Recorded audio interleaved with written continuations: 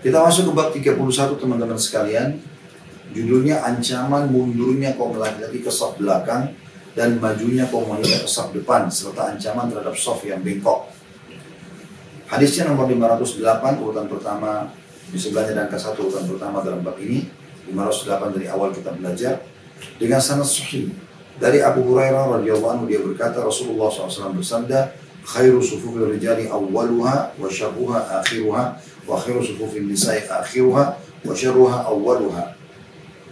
Sebaik-baik saf laki-laki adalah yang pertama dan yang terburuk adalah yang terakhir. Sebaik-baik saf perempuan adalah yang terakhir dan yang terburuk adalah yang pertama. Di sini riwayat Muslim, Abu Dawud, Tirmidzi dan juga An-Nasa'i. Hadis ini sudah kita sebutkan sebenarnya teman-teman sekalian, bagaimana saf terbaik bagi laki-laki adalah saf yang pertama. Dan jangan sia-siakan saf pertama itu. Kalau sudah betul-betul tidak bisa lagi Anda baru di saf kedua, tidak bisa lagi baru di saf ketiga, Anda maksimalkan. Dan untuk meraih keutamaan saf pertama, Anda usahakan datang di awal-awal waktu, ya, di awal waktu. Bagaimana Anda tidak sia-siakan kesempatan ini. Mutiara yang pertama dari hadis adalah keutamaan saf pertama dan saf-saf terdepan bagi kaum laki-laki. Sementara dikatakan yang terburuk adalah yang paling terakhir. Tentu bukan berarti buruk di sini dalam arti kata dia buruk orang ini karena berada di saf terakhir. Secara letterlet bukan, tapi maksudnya adalah dia kehilangan banyak peluang pahala. Itu disayangkan sekali. Sementara saf wanita yang putaran yang kedua, yang terbaik yang paling belakang, kemudian terus maju sampai yang ke depan. Ya, dan sudah kita sampaikan bagaimana ada beberapa masjid sudah praktikan itu ya. Kalau bisa akhwat itu perempuannya ada satu panitia, lalu ada panitia masjid yang mengatur itu, ya, mengatur. Jadi dia mengatakan silakan diisi mulai dari saf belakang sudah penuh baru mulai saf di depannya terus sampai di saf paling depan. Tentu ada tirai biasanya antara saf perempuan sama saf laki-laki. Hadis selanjutnya 509 urutan 2 dalam bab kita ini dengan sanad sahih dari Abu Sa'id radhiyallahu anhu, dia berkata, anna Rasulullah sallallahu alaihi wasallam ra'a fi ashabihi ta'akhuran. Faqala lahum taqaddamu fa'tammu bi wal ya'tamma bikum man ba'dakum. Wa la yazalu qaumun yata'akhkharuna hatta yu'akhiruhumullah. Artinya kata Abu Sa'id radhiyallahu anhu bahwa Rasulullah SAW melihat sahabat-sahabatnya agak ke belakang, mereka tidak mengisi saf-saf di depan. Maka Nabi SAW bersabda kepada mereka, majulah lalu ikutilah aku, terus mendekati aku di saf depan. Dan hendaklah orang-orang yang di belakang kalian mengikuti kalian, dan suatu kaum akan terus di belakang sehingga Allah membelakangkan mereka. Hadis ini diriwayatkan Muslim, Abu Dawud, An-Nasa'i dan juga Ibnu Majah. Hadis ini teman-teman sekalian memberikan gambaran kepada kita tentang yang pertama mutiara kita ambil, bagaimana imam punya kewajiban mengingatkan makmum yang lalai dengan shaf. Memang sudah jelaskan tadi, jangan buru-buru, langsung sudah iqamah maju Allahu Akbar. Mau makmumnya berantakan, mau enggak boleh, dia bertanggung jawab itu. Ya. Makanya Nabi SAW tadi di riwayat sebelumnya, bagaimana beliau jalan di shaf itu dan meratakan dada dan pundak para sahabat. Kalau mengingatkan agar mereka jangan berselisih dalam masalah itu, karena bisa berselisih hati mereka. Ya, kan? Jadi sini Nabi SAW pada saat lihat ada di antara mereka yang masih ke belakang, Nabi SAW ingatkan, suruh maju. Dan kalau misalnya imam maju supaya tidak terlalu jauh jaraknya dengan makmum, maka yang di belakang juga harus maju mendekati imam tersebut. Jadi ini pertama tentang kewajiban imam mengingatkan makmumnya tentang pengaturan shaf. Yang kedua adalah mutiara yang bisa kita ambil, Nabi SAW mengancam orang yang sengaja selalu menerlambatkan shaf, selalu mau di belakang, selalu silakan ya, suruh orang lain yang maju. Maka kata Nabi SAW, kaum yang selalu belakang, selalu menerlambatkan untuk mengisi saf-saf depan, maka Allah pun akan menerlambatkan buat mereka dari karunia-Nya. Ya. Jadi mereka tidak segera diberikan apa yang umumnya orang mendapatkan dari karunia Allah SWT. Ini sekali lagi kerugian.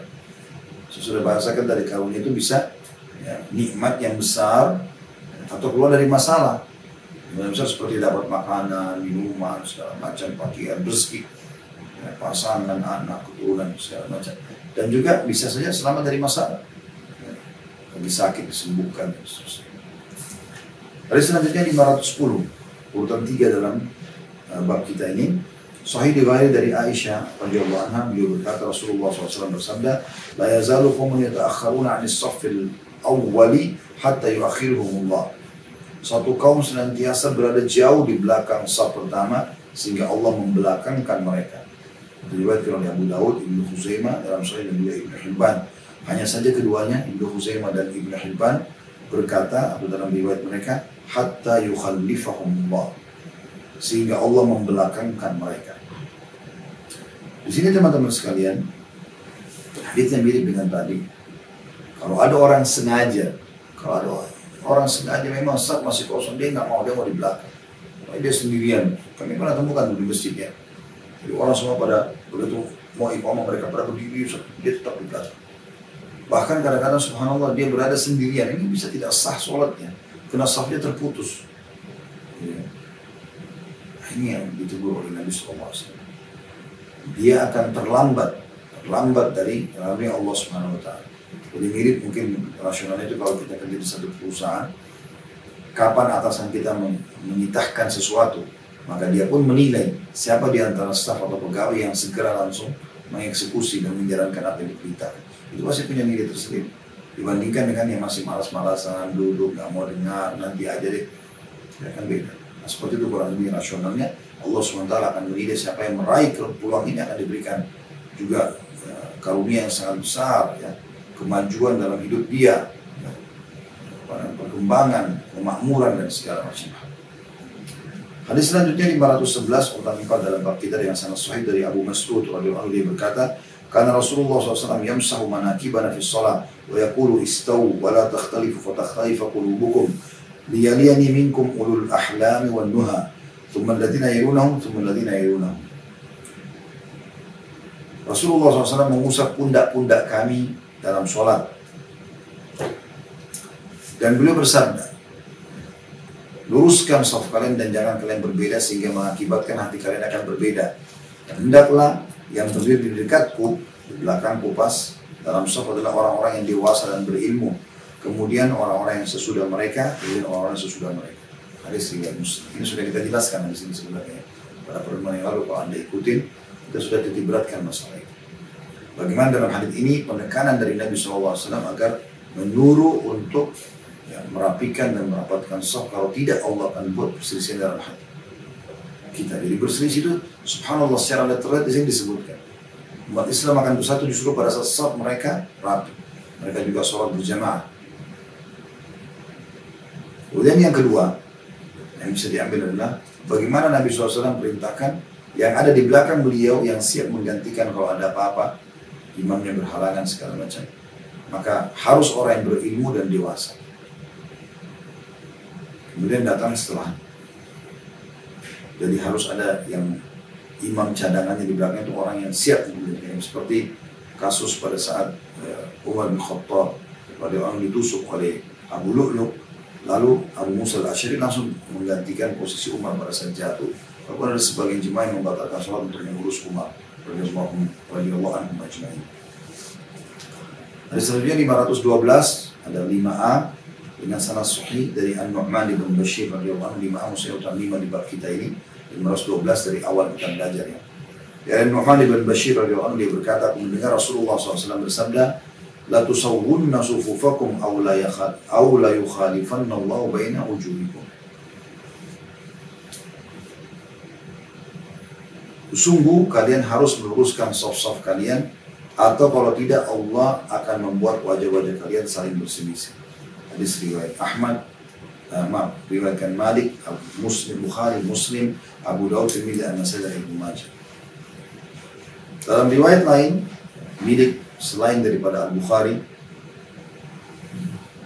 An-Nu'man bin Bashir berkata radhiyallahu anhu, anna Rasulullah SAW kana yusawwi sufufana hatta ka'annama yusawwi bihal kidah hatta ra'a anna qad aqalna anhu thumma kharaja yawman faqama hatta kada yukabbir fara'a rajulan badiyan sadruhu min as-saf Faqala ibadallah la tusawwunna sufufakum aw la yukhalifanna Allahu baina wujuhikum.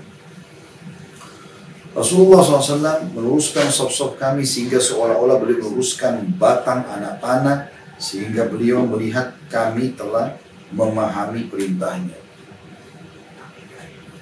Kemudian suatu hari beliau pernah keluar mengimami sholat, lalu beliau berdiri sehingga beliau hampir saja bertakbir. Lalu beliau melihat seseorang dengan dada yang menonjol dari saf. Maka beliau bersabda, wahai hamba-hamba Allah, sungguh kalian harus meluruskan saf-saf kalian, atau kalau tidak Allah akan membuat wajah-wajah kalian saling berselisih. Nah, di sini teman-teman, kembali kita korek mutiaranya. Yang pertama adalah bagaimana para sahabat, diantaranya di sini Nu'man bin Bashir radhiyallahu anhu, dan ayahnya sahabat yang mengatakan radhiyallahu anhu, menyampaikan kalau Nabi SAW itu mengatur saf kami seperti kalau beliau mengatur anak panah. Anda bisa bayangkan bagaimana kalau seseorang pemanah, dia harus betul-betul menata dengan rapi sekali baru dia lepaskan sehingga sasaran tepat. Jadi beliau melihat dada-dada para sahabat dari samping sahabat itu semuanya sudah rata belum, baru beliau takbir.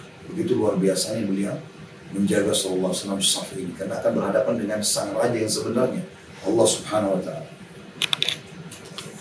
Kemudian yang kedua pelajaran adalah kembali kepada masalah kewajiban imam mengatur saf. Di sini kasusnya sampai Nabi SAW sudah mau takbir, lalu beliau melihat ada satu orang yang maju dari saf, nggak dibiarkan Nabi SAW, padahal sudah mau takbir. Beliau lalu mengatakan, wahai hamba Allah, kalian harus merapikan saf kalian, meluruskan saf kalian, atau Allah akan membuat perselisihan di wajah-wajah kalian. Jadi dua riwayat ini dalam satu angka atau susunan 5A ya, yang menjelaskan kepada kita tentang masalah perselisihan itu benar-benar akan terjadi di antara muslimin kalau mereka tidak merapatkan dan merapikan saf mereka. Di 5B-nya nanti sekalian saya jelaskan insyaallah dengan sanad sahih dari riwayat lain milik Abu Daud dan Ibnu Hibban dalam sahihnya. Aqbala Rasulullah SAW ala nasi biwajhihi faqala aqimu sufufakum aw la yukhalifanna Allahu baina qulubikum. Qala fara'aitu ar-rajula yalzaqu mankibihi bimankibi sahibihi wa rukbatihi bi rukbati sahibihi wa ka'bahu bi ka'bihi. Rasulullah SAW menghadap kepada orang-orang dengan wajahnya pada saat mau takbir. Sebelum takbir beliau menghadap ke makmum semuanya.